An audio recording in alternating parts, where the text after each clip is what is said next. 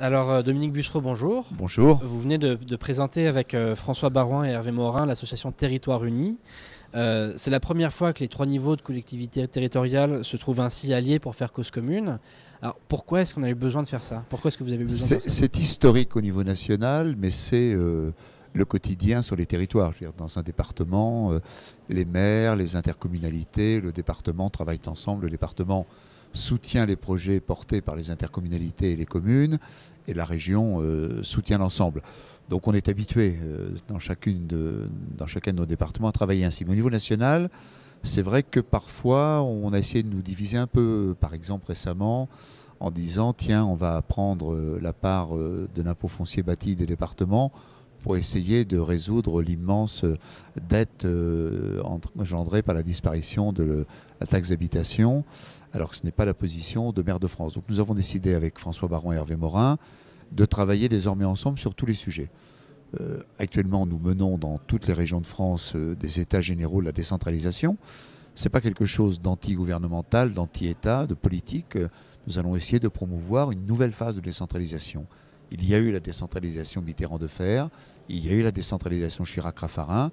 Nous souhaiterions que ce quinquennat qui commence soit l'objet d'une troisième phase de décentralisation.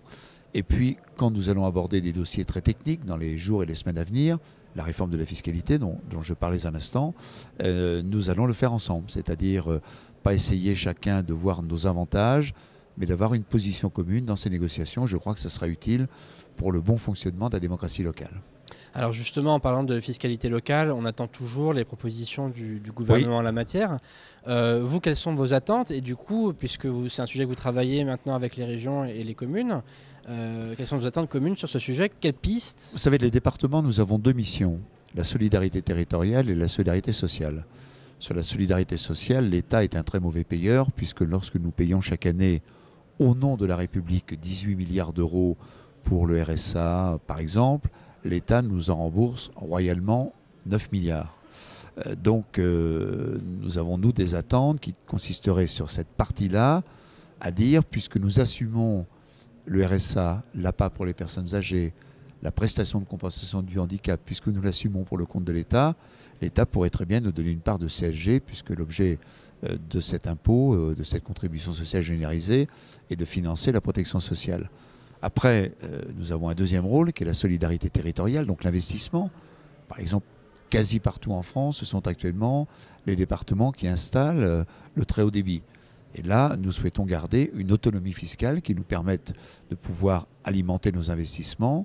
C'est ce qu'on appelle les droits de mutation, ce que l'on paye chez un notaire lorsqu'on achète un terrain, une maison, un appartement, et une part de l'impôt foncier bâti, parce qu'on ne peut pas être une collectivité locale à part entière dans une république décentralisée si nous n'avons pas un pouvoir de lever l'impôt, même partiellement. Et vous parlez d'une part de CSG pour remplacer la taxe d'habitation? Non, pas pour remplacer la taxe d'habitation. Pour venir en aide au département, pour payer ce que nous payons à la place de l'État. D'accord. Je vous disais que nous payons la moitié du RSA, mais c'est la même chose sur l'APA ou c'est la même chose sur la prestation de compensation du handicap. Et prenons un autre exemple, les mineurs non accompagnés qui sont actuellement extrêmement nombreux, 25 000 l'an passé, nous redoutons plus de 40 000 à la fin de 2018.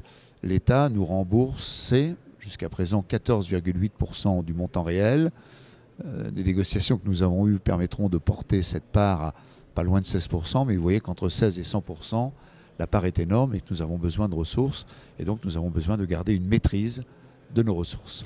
Vous disiez d'ailleurs, après les annonces que le président de la République a fait à votre congrès à Rennes, qu'on était loin du compte. Donc ce serait la CSG qui permettrait de régler ce compte? Écoutez, ça c'est à l'État de le déterminer. Nous disons à l'État, nous payons le RSA en votre nom. Ce n'est pas le département de Charente-Maritime, le département de l'Aube de François Baroin qui paye le RSA, c'est le contribuable qui le paye au nom de l'État et l'État ne nous rembourse que la moitié.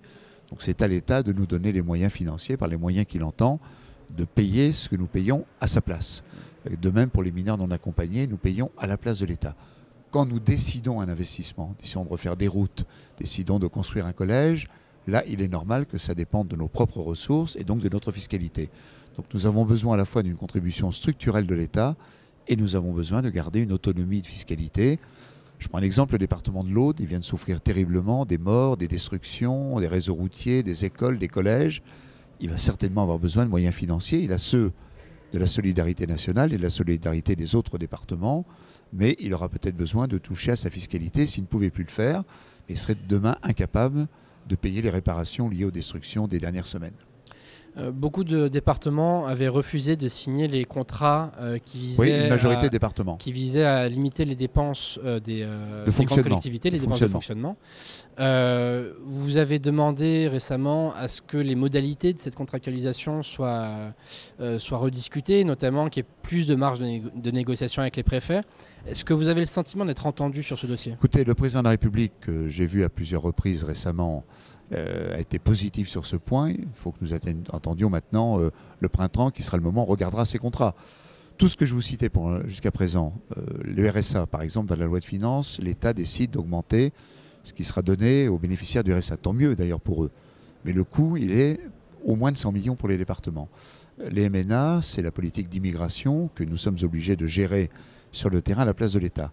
Donc il est assez pitoyable que ces dépenses-là que l'État nous demande de faire obligatoirement nous soient contrôlées dans le cadre de 1,2%. Il faudrait au moins sortir de 1,2% ce que nous payons à la place et en remplacement d'un État mauvais payeur, et qu'ensuite on soit regardé sur nos propres dépenses et je dirais notre propre inventivité à faire des économies, mais pas que l'État vienne nous sanctionner sur des augmentations qu'il décide lui-même.